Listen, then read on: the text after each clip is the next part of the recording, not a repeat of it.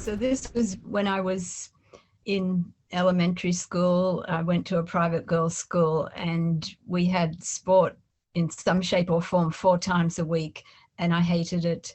I particularly hated basketball and anything involving hitting a ball, rounders, that sort of thing, tennis.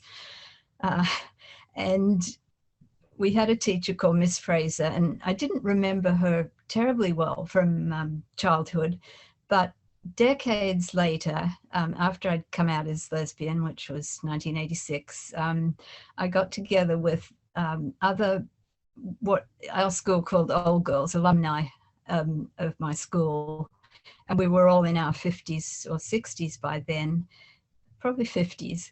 And so it wasn't an official group, and we met for lunch in a sort of lesbian gay area of Sydney, Australia.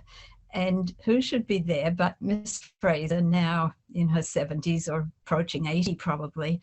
And she was surprised to see me. If I'd given any thought to it, I wouldn't have been surprised to see Miss Fraser in a lesbian get together, but there she was. And I, at that point, it must have been the late 1990s, I'd written one book, and that was Out of Bounds, Women's Sport and Sexuality. And I think I had a copy with me to give to her, or else I sent it to her later, but I told her all about it. And she was just about falling off her chair that somebody who was so not sporty as a kid actually enjoyed recreational sport. At that time, I was jogging, running. I had done martial arts. I rode a bicycle, which I'd never done as a kid. And later on, after that, I started swimming and kayaking, but that's another story. Anyway, purely recreational athlete. Sort of discovered all that in my 40s and 50s.